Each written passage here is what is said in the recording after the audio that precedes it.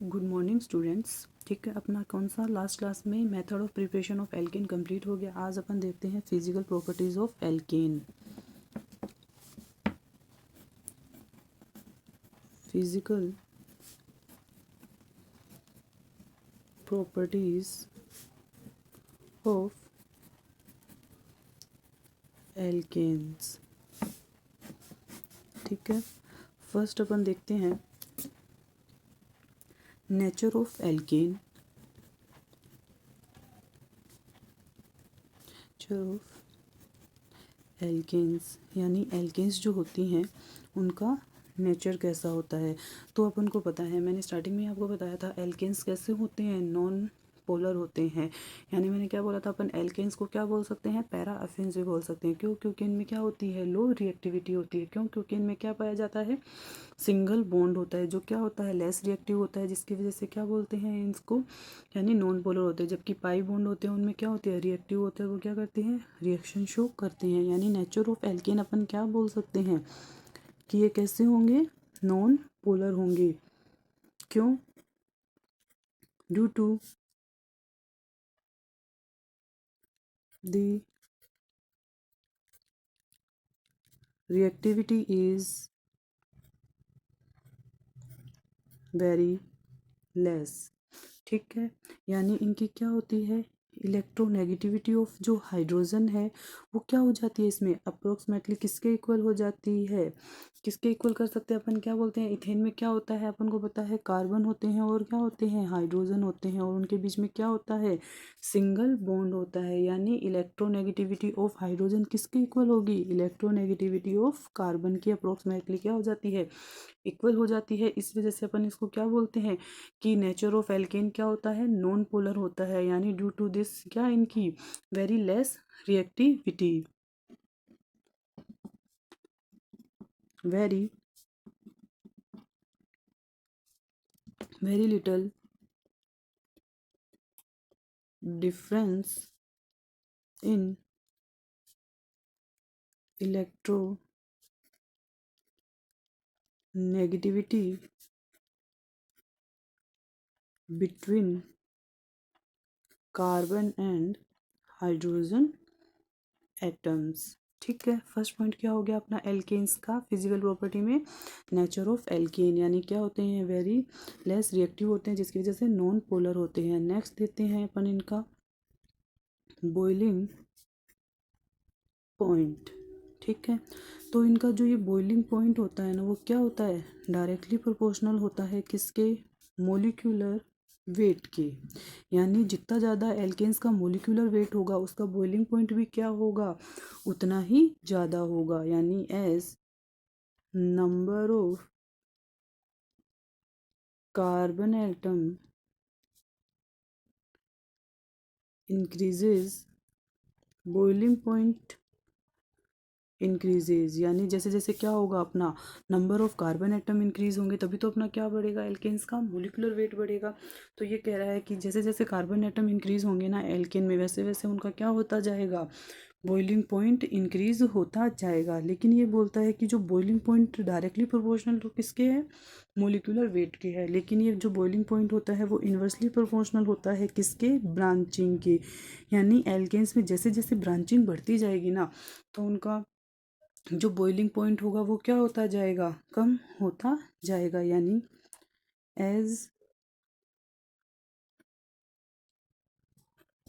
Branching increases, boiling point decreases. ठीक है, तो बॉइलिंग पॉइंट अपन को क्या बता सकते हैं, बॉइलिंग पॉइंट एल्केन्स का जो बॉइलिंग पॉइंट होता है वो किसके अकॉर्डिंग बताएंगे, दो देखेंगे, मोलिकुलर वेट और ब्रांचिंग। तो जो बॉइलिंग पॉइंट होगा वो डायरेक्टली प्रोपोर्शनल तो किसका होगा, मोलिकुलर वेट का होगा। यानी नंबर ऑफ कार्बन एटम जितने इंक्रीज होंगे बॉइलिंग पॉइंट भी इंक्रीज होगा। लेकिन ये बोल रहा है कि अगर जगह ब्रांचिंग इंक्रीज हो गई ना, तो बॉइलिंग पॉइंट क्या हो जाएगा, डिक्रीज हो जाएगा। ठीक है, नेक्स्ट देखते हैं melting point of alkene.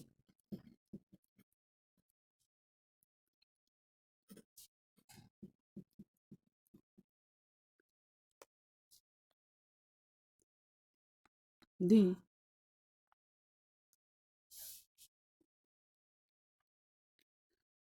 melting point of alkane also increase with increase in molecular मास। ठीक है, यानी ये बोल रहा है कि मेल्टिंग पॉइंट जो है वो भी एल्केन में कैसा होता है, इंक्रीज होता है विद क्या, जब उनका क्या होगा, मोलिकुलर मास जो होगा वो इंक्रीज होगा, but the increases is not so regular. यानी इनका जो एल्केन का मेल्टिंग पॉइंट जो अपन बता रहे हैं वो किसके अकॉर्डिंग बता रहे हैं कि मोलिकुलर मास इंक्रीज होगा तो इनका मेल्टिंग पॉइंट भी इंक्रीज होगा, लेकिन जो ये मोलिकुलर मेल्टिंग पॉइंट होता है वो इंक्रीजेस कैसा होता है, इनका रेगुलर नहीं होता है, किसका, एल्केन का। यानी अपन क्या बोल सकते हैं कि भाई ब्रांच के अकॉर्डिंग क्या बोल सकते हैं, as the branch of isomeric alkane increase, there is a decrease in melting point and boiling point as the chain iso chain as the chain increases। ठीक है, अब अपन नेक्स्ट देखते हैं, अपन ने क्या क्या देख लिया, इनका नेचर ऑफ एल्केन देख लिया, नॉन पोलर होता है, बॉइलिंग पॉइंट डायरेक्टली प्रोपोर्शनल है मोलिकुलर वेट के, इन्वर्सली प्रोपोर्शनल है ब्रांचिंग के, मेल्टिंग पॉइंट भी कैसे इंक्रीज होगा, जैसे जैसे मोलिकुलर मास इंक्रीज होगा, लेकिन क्या है वो रेगुलर नहीं है। अब देखते हैं अपन एल्केन की सोल्यूबिलिटी। फोर्थ पॉइंट है सोल्यूबिलिटी। तो एल्केन अपन को पता है क्या है, नॉन पोलर एल्केन है, तो ये डिजोल्व किस में होंगे, पोलर में होंगे, नहीं होंगे, ये किस में डिजोल्व होंगे, नॉन पोलर सॉल्वेंट में डिजोल्व होंगे, यानी alkane are non polar molecules. ठीक है,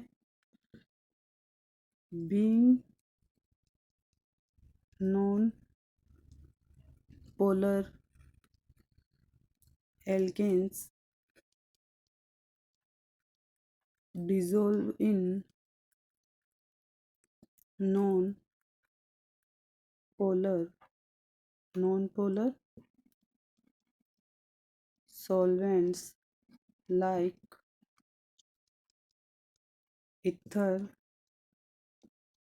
benzene, CCl4 etcetera.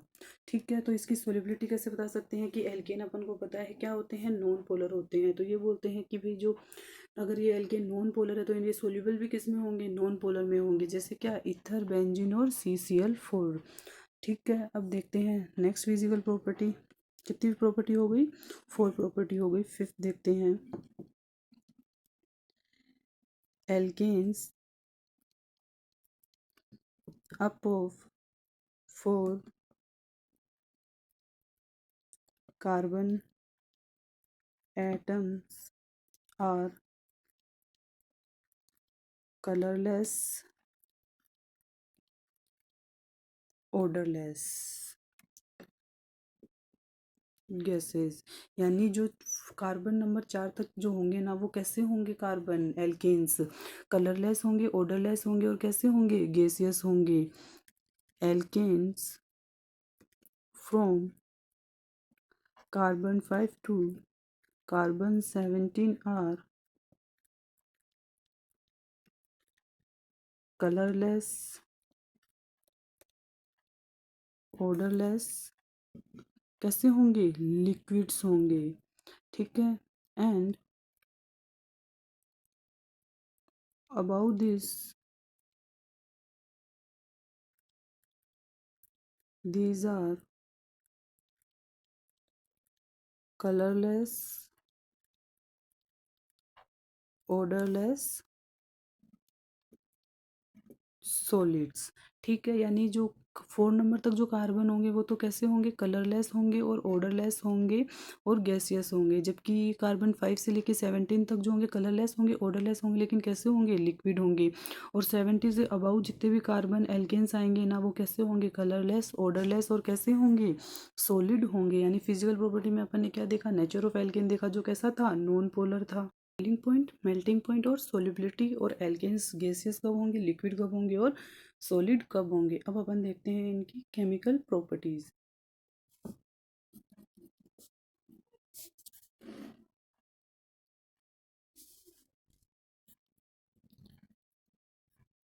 Chemical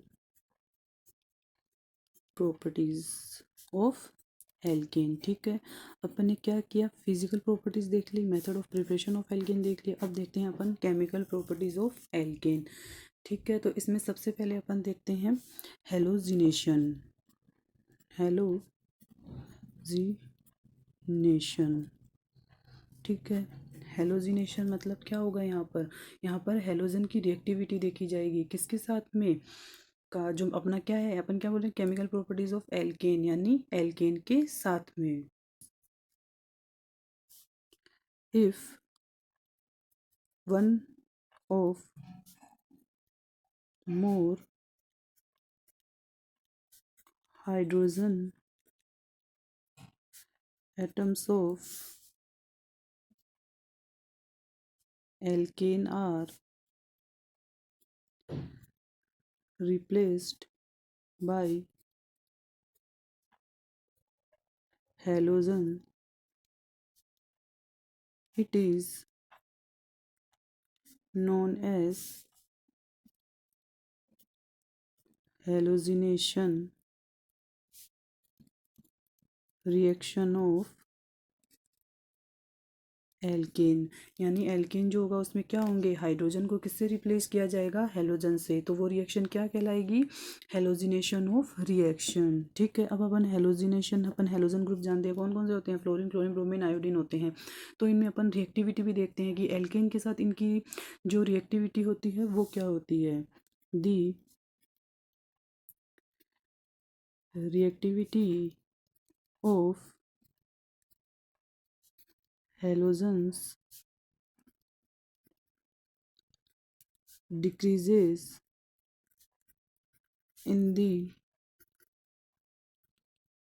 following sequence। ठीक है, यानी फ्लोरीन की जो होती है वो क्या होती है, सबसे ज़्यादा होती है, फिर क्लोरीन की होती है, फिर ब्रोमीन की होती है, और फिर क्या होती है, आयोडीन की क्या होती है, रिएक्शन करने की रिएक्टिविटी होती है। तो अपन ने क्या बोला, हेलोजिनेशन क्या, एक हाइड्रोजन एटम को क्या किया जाएगा, हेलोजन से रिप्लेस किया जाएगा। तो अपन क्या कर लेते हैं, एग्जाम्पल ले लेते हैं किसका, मीथेन का। ठीक है, अब इसकी रिएक्शन किससे करवाते हैं, Cl2 से करवाते हैं, यानी क्लोरीन से। तो यहाँ पर क्या होगा, अपन ने क्या बोला, एक हाइड्रोजन रिप्लेस होगा हेलोजन से, यानी यहाँ पर एक तो हाइड्रोजन क्या चला जाएगा, Cl के साथ बाहर निकल जाएगा, और क्लोरीन क्या हो जाएगा, यहाँ पर जुड़ जाएगा। अपन ने क्या लिया है, मीथेन। Cl2 से रिएक्शन करवानी है तो अपने पास क्या बन जाएगा, CH3Cl। फिर अपन वापस इसकी रिएक्शन Cl2 से करवाएंगे, माइनस क्या होगा, HCl क्या बनेगा, अब CH2Cl2, यानी दो हाइड्रोजन किससे रिप्लेस हो गए हैं, क्लोरीन से हो चुके हैं। फिर अपन वापस अगर क्या करवाएं, क्लोरीन से रिएक्शन करवाएं, तो अब क्या होगा, माइनस HCl, और क्या बन जाएगा, CHCl3। ठीक है, अगर वापस Cl2 से रिएक्शन करवाएं तो क्या होगा, माइनस HCl, और अपने पास में किसकी फॉर्मेशन हो जाएगी, CCl4 की, यानी अपने पास किसकी फॉर्मेशन हो गई है, टेट्रा क्लोरोमीथेन की, टेट्रा क्लोरो मीथेन की फॉर्मेशन हो गई है। ठीक है, अगर ये रिएक्शन किसके साथ हो रही है, क्लोरीन के साथ हो रही है, तो क्या है, क्लोरीनेशन है, और ब्रोमीन के साथ हो तो क्या होगी, ब्रोमिनेशन होगी। आयोडीन के साथ हो तो क्या होगी, आयोडीनेशन बोलेंगे, और फ्लोरीन के साथ होगी क्या क्या बोलेंगे, फ्लोरोनेशन बोलेंगे। ठीक है, जिसके साथ होगी उसी के नाम से इस रिएक्शन को बोल देंगे। हेलोजिनेशन का क्या करते हैं, मैकेनिज्म देखते हैं। तो जो हेलोजिनेशन रिएक्शन होती है उसका जो मैकेनिज्म होता है वो कौन सा होता है, फ्री रेडिकल मैकेनिज्म होता है। और फ्री रेडिकल जो मैकेनिज्म होता है वो कितने स्टेप में होता है, 3 स्टेप में होता है। यानी इनका फर्स्ट स्टेप जो होता है वो क्या होता है, चेन इनिशिएशन होता है, सेकंड प्रोपोगेटिंग होता है और थर्ड क्या होता है, टर्मिनेटिंग होता है। यानी फर्स्ट अपन देखते हैं इसका क्या होगा, चेन इनिशिएशन स्टेप होगा। यानी चेन इनिशिएशन स्टेप यानी इसमें क्या होगी, रिएक्शन शुरू होगी। तो अपन ने क्या किया था, अपन क्या ले रहे हैं, क्लोरीन ले रहे हैं। वो क्या होगी, सनलाइट पर ऑक्साइड किसी की वजह से में क्या हो जाएगी, इसमें ये क्या हो जाएंगी, होमोलाइटिक फ्यूजन होगा और इससे किसकी फॉर्मेशन हो जाएगी, फ्री रेडिकल की फॉर्मेशन हो जाएगी। यानी क्लोरीन अब किसमें बन गए हैं, होमोलाइटिक फ्यूजन हुआ और जिससे क्या बन गई, ये फ्री रेडिकल बन गए हैं। तो अपन को पता है जो फ्री रेडिकल बनते हैं वो क्या करते हैं, हाईली रिएक्टिव होते हैं और क्या करेंगे, और फ्री रेडिकल बनाना चाहेंगे। तो इसका जो सेकंड स्टेप होगा वो क्या होगा, चैन प्रोपोगेटिंग स्टेप। सेकंड स्टेप देखते हैं अपन, क्या है इसका, चैन प्रोपोगेटिंग स्टेप। यानी इसमें प्रोपोगेशन में क्या होता है, रिएक्शन आगे बढ़ती है। इनिशिएशन में तो क्या होती है, रिएक्शन की शुरुआत होती है।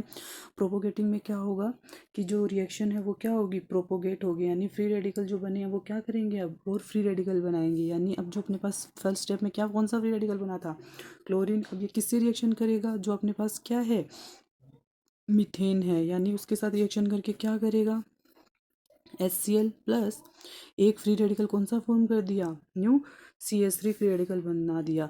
ये जो नया फ्री रेडिकल बना है वो किससे करेगा, Cl2 से रिएक्शन करेगा और क्या फॉर्मेशन कर देगा, CH3 Cl plus Cl free radical की फॉर्मेशन कर देगा। थर्ड स्टेप देखते हैं इसमें कौन सा होता है, चैन टर्मिनेटिंग, चैन टर्मिनेटिंग स्टेप। ठीक है, चैन टर्मिनेटिंग स्टेप में क्या होगी, रिएक्शन स्टॉप हो जाएगी। यानी जितने भी क्या होते हैं फ्री रेडिकल बनते हैं वो आपस में रिएक्शन कर लेते हैं। यानी क्लोरीन क्लोरीन जो फ्री रेडिकल है वो CH3 प्लस Cl जो है वो रिएक्शन करके क्या कर लेंगे, CH3 Cl बना लेंगे। और एक क्या बन सकता है, CH3 दो फ्री रेडिकल है वो आपस में रिएक्शन करके क्या बना ले, CH3 बना ले। तो ये आपकी कौन सी रिएक्शन हो गई, हेलोजिनेशन हो गई। रिएक्शन देखते हैं केमिकल प्रॉपर्टीज में, नाइट्रेशन। जैसे हेलोजिनेशन में क्या हो रहा था, हेलोजन रिएक्शन कर रहे थे, ऐसे ही क्या होगा, एल्केन के साथ अब कौन रिएक्शन करेगा, नाइट्रोजन ग्रुप ऐड होगा। तो अपन क्या बोलेंगे उसको, नाइट्रेशन बोलेंगे। यानी CH3 CH2 CH3, यानी ये क्या है अपने पास, प्रोपेन है। इसकी रिएक्शन किसके साथ करवा दे, HNO3 के साथ करवा दे। तो अपने पास क्या बन सकता है, CH3 CHNO2 प्लस क्या, CH3 प्लस क्या बन सकता है, CH3 CH2 और क्या है, CH2NO2 बन सकता है। यानी ये जो बना है वो तो क्या बना है, 2 नाइट्रो प्रोपेन, जो कि कितना परसेंट प्रोडक्ट होता है, 40% होता है। और ये बना है अपने पास क्या, 1 नाइट्रो प्रोपेन, जो कितना परसेंट होता है, 25% होता है। ठीक है, ये कौन सी रिएक्शन हो गई आपकी, नाइट्रेशन। केमिकल प्रॉपर्टीज में थर्ड देखते हैं, सल्फोनेशन। ठीक है, इसमें कौन सा ग्रुप जुड़ेगा, SO3H। और ये किसमें होता है, सल्फ्यूरिक एसिड से H2SO4 से रिएक्शन करके। यानी अपन क्या करते हैं, एग्जाम्पल ले लेते हैं, आइसो ब्यूटेन का, CH3 प्लस HOSO3H। तो इससे क्या निकल जाएगा, -H2 हो जाएगा। यानी किसके साथ रिएक्शन करवा रहे हैं सल्फोनेशन में, H2SO4 से करवा रहे हैं, -H2O हो रहा है। तो अपने पास क्या बन रहा है, CH3 ग्रुप कौन सा जुड़ गया, SO3H। यानी अपने पास क्या बन गया, 2 मिथाइल प्रोपेन 2 सल्फोनिक एसिड। ठीक है, अपन किसे कहेंगे, जिसमें क्या होगा, जो एक हाइड्रोजन है वो किसके साथ द्वारा रिप्लेस होगा, नाइट्रो ग्रुप के द्वारा होगा। जबकि सल्फोनेशन किसे कहेंगे, जिसमें हाइड्रोजन ग्रुप किसके द्वारा रिप्लेस होगा, सल्फ्यूरिक एसिड से रिप्लेस होगा। ठीक है, ये आपकी क्या हो गई, केमिकल प्रॉपर्टीज़ हो गई। यानी अपन ने आज कौन सा क्या क्या देख लिया, फिजिकल प्रॉपर्टीज़ देख ली और केमिकल प्रॉपर्टीज़ देख ली। केमिकल प्रॉपर्टीज़ में कौन कौन सी रिएक्शन देखी है अपन ने, हेलोजिनेशन देखा है। और हेलोजिनेशन भी क्या है, अलग अलग जो हेलोजन जिस नाम जिससे जैसे रिएक्शन करवाएंगे उसका वही हो जाएगा नाम। जैसे क्लोरीन से करवाएंगे तो क्लोरोनेशन, फ्लोरीन से कराए तो फ्लोरिनेशन। ऐसे ही नाइट्रेशन देखी और कौन सी रिएक्शन देखी है, एक सल्फोनेशन देखी है। ठीक है,